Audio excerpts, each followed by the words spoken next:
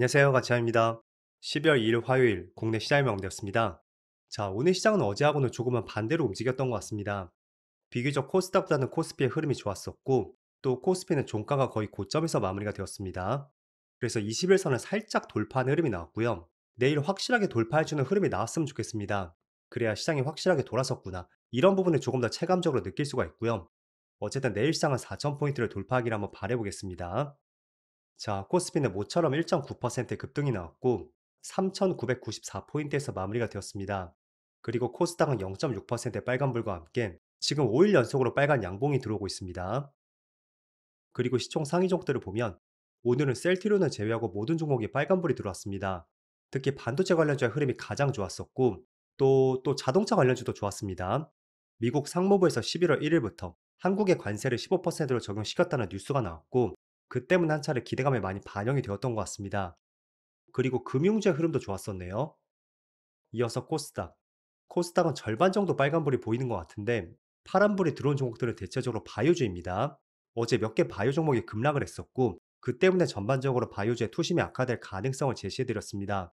그래서 코스닥 대장주가 바이오주가 맞긴 한데 확실히 지금 보시는 것처럼 바이오주의 흐름이 그렇게 썩 좋지 못합니다. 때문에 바이오주는 조금은 투자하기 어려울 수가 있으니까 차라리 코스피처럼 기술주들, 뭐 로봇이라든지 의료용 AI 관련주들이 있죠.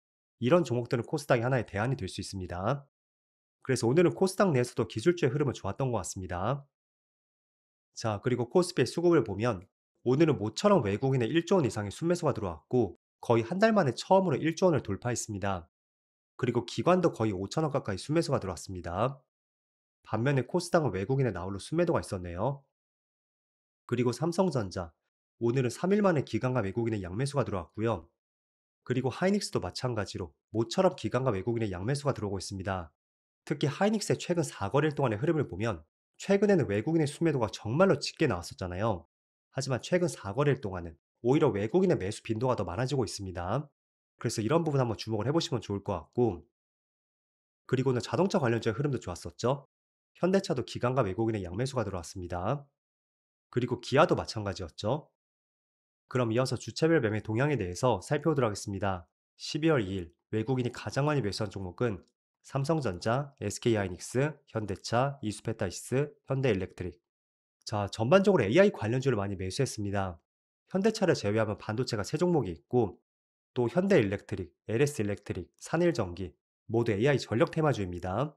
그래서 모처럼 외국인이 AI 쪽에 집중을 했었다. 오늘은 그렇게 정리를 해볼 수가 있고, 그리고 기관.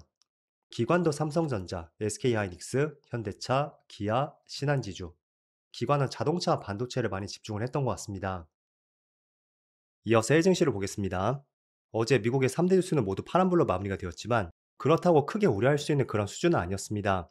나스닥은 마이너스 0.3%로 마무리가 되었고 그래도 일봉상으로 자세히 보면 5일선 위에서 최근의 추세를 이어가고 있습니다.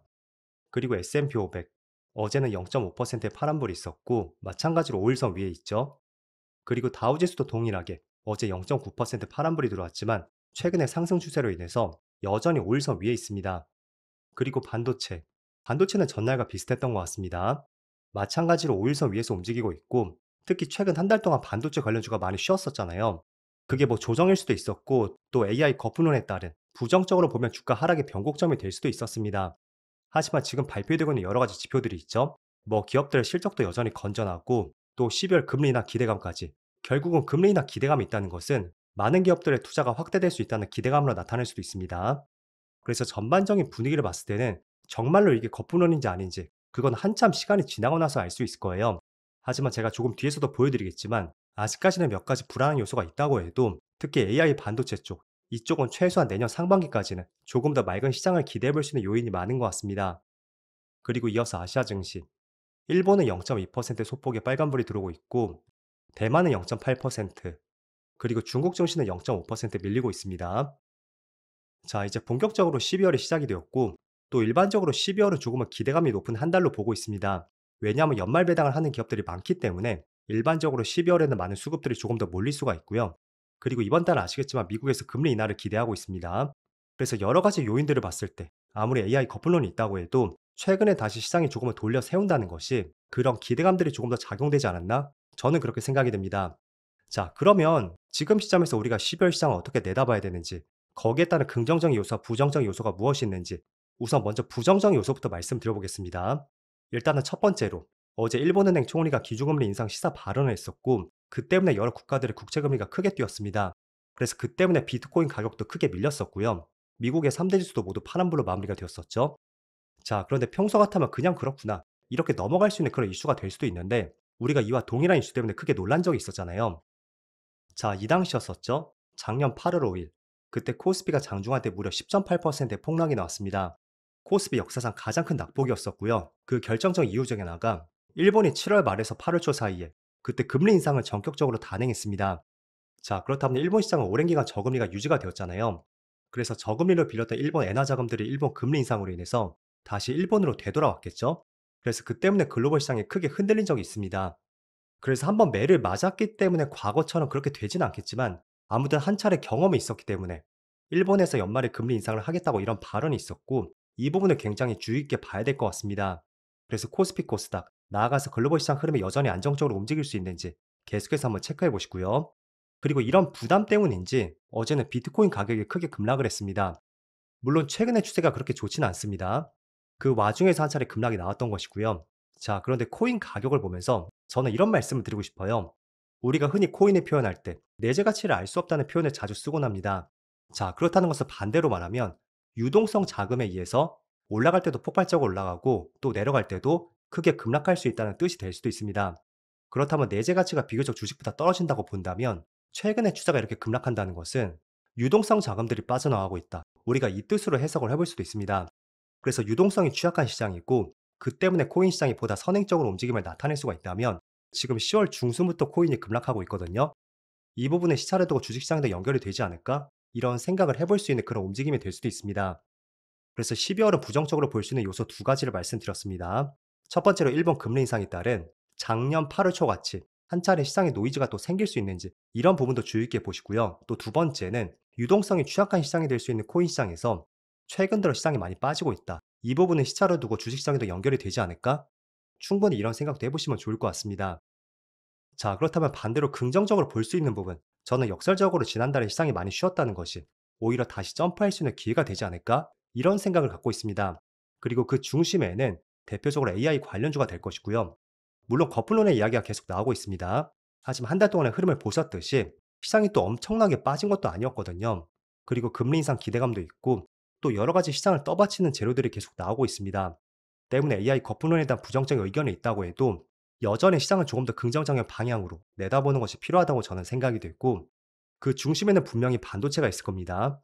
그래서 12월 시장은 코스피에서 저는 반도체 관련주, 대장주로 삼성전자와 SK 하이닉스의 흐름을 다시 한번 체크를 해야 되고, 또 그 몇 가지 긍정적인 내용들을 말씀드려 볼게요. 지금 엔비디아의 GPU부터 HBM까지, 그리고 나아가서 여러 가지 반도체들, 없어서 못 판다는 표현이 계속 나오고 있습니다. 그래서 지금 D램 가격들의 추이를 보면 지금 나와 있는 것은 DDR5 16기가거든요. 한 9월쯤부터 가격이 조금씩 오르기 시작하더니 10월, 11월 들어서 지난달에는 10월 대비 거의 2배 이상 가까이 상승을 했습니다. 자, 그리고 국내 반도체 기업들은 계속해서 가격 인상을 하고 있거든요. 그래서 지금 많은 기업들이 4분기 공급 계약을 체결 중이고, 특히 삼성전자는 지난 분기보다 무려 40% 이상, 그리고 하이닉스도 그 정도까지 가격을 높이는 것으로 전망이 되고 있습니다. 때문에 이 효과는 내년 상반기까지 계속 이어질 가능성이 있고, 그 때문에 여전히 반도체나 업황은 굉장히 좋은 것 같습니다. 그리고 두 번째는, 이거는 약간은 삼성전자에 조금은 치우친 뉴스인데, HBM 생산 능력이 하이닉스를 추월했다는 그런 뉴스도 있고요. 월 단위 기준입니다. 그렇지만 하이닉스 입장에서 그렇게 부정적으로 볼 수 있는 부분은 아닐 거예요. 결국은 삼성전자도 생산 능력을 올린다는 것은 그만큼 HBM 시장에 대해서 수요가 폭발적으로 늘어나고 있다는 그런 뜻이 될 수도 있고, 이런 부분은 전반적으로 내년 시장도 조금은 기대를 해볼 수 있는 요소가 될 것 같습니다. 자, 그래서 HBM 생산량 추이를 보시면 여전히 HBM 대장주, 그 기업들을 국내 기업들에 많이 편중해 있고, 아시겠지만 반도체 시가총액 비중, 그게 지금 코스피에서 거의 25% 가까이 될 거예요. 결국은 내년에 생산량을 올린다는 것은 하반기까지는 우리가 장담할 수는 없지만 최소한 상반기만큼이라도 실적에 대한 부담은 그렇게 높지는 않을 것으로 전망이 됩니다. 자, 그리고 세 번째 이슈. 이건 아직까지 팩트는 아닙니다. 어찌 본다면 하나의 썰인데요. 지금 일본과 중국과의 관계가 굉장히 좋지 않잖아요. 그래서 일본에서 반도체 필수제인 포토레지스트, 이거를 중국에 수출을 중단하는 것을 검토 중인 것으로 알려져 있습니다. 그래서 아직까지는 단정을 지을 수는 없겠지만 어쨌든 이런 부분은 국내 기업들에게 뭐 중국과의 경쟁을 논할 건 아니지만 어쨌든 조금 더 격차를 벌릴 수 있는 하나의 좋은 기회가 될 것으로 전망이 됩니다. 그래서 어디까지 사실일지는 조금 더 추가적인 뉴스를 한번 검토해 보시면 좋을 것 같습니다. 자, 그래서 반도체 두 종목을 잠깐 보면 지금 삼성전자는 5일선과 10일선을 완전히 돌리는 흐름이 나왔죠. 그리고 21선 위에서 움직이고 있습니다. 반면에 하이닉스는 여전히 21선 밑에 있지만 다시 한번 추세를 돌리는 움직임이 나오고 있고요. 저는 기본적으로 직전 저점, 이렇게 추세를 돌리고 있는 종목이 있다면 그 저점을 이탈하지 않는다면 저는 이 사이에서는 충분한 매수 기회가 될 수 있다고 보고 있습니다. 이게 비단 하이닉스만의 움직임은 아니고요. 항상 어떤 종목이든 일반적으로 저점을 형성한 뒤에 반등이 나온 종목이 있다면 그 밑에 구간 안에서는 충분히 추가 매수를 고려해 볼 수 있는 그런 관점이 될 수 있고, 만약에 또 저점을 이탈한다면 그때는 추가 하락 가능성이 충분히 높으니까 뭐 비중을 조금 줄인다든지 또는 비중이 적었다면 손절 대응으로서 그렇게 전략들을 가져가 볼 수가 있습니다. 자, 그리고 코스피 차트는 지금 21선 근처까지 올라와 있죠. 그래서 확실히 반도체 관련주 안에서는 물론 변동성은 하이닉스가 조금 더 크게 나올 수 있습니다. 하지만 하이닉스는 여전히 21선을 터치하지 못했고 반대로 삼성전자는 며칠 전에 21선을 돌파했습니다. 그래서 그 관점으로 보면 그동안 하이닉스의 움직임이 훨씬 좋았다면 조정을 거치고 다시 반등하는 장에서 조금 더 삼성전자의 흐름이 낫지 않나? 저는 그렇게 보여지는 것 같습니다. 자, 어쨌든 이틀 동안의 코스닥의 흐름이 훨씬 좋았었다면 오늘은 다시 한번 코스피 쪽에서 기관과 외국인의 수급이 들어왔던 것 같습니다. 어쨌든 양시장 모두 키 맞추기를 통해서 이번 달 시장만큼은 조금 더 긍정적인 흐름이 나오길 한번 기대해 보겠습니다. 자, 그럼 날씨가 굉장히 많이 추워졌습니다. 모두 감기 조심하시고요. 저는 내일 영상에서 다시 찾아뵙도록 하겠습니다. 그럼 즐거운 저녁 되세요. 감사합니다.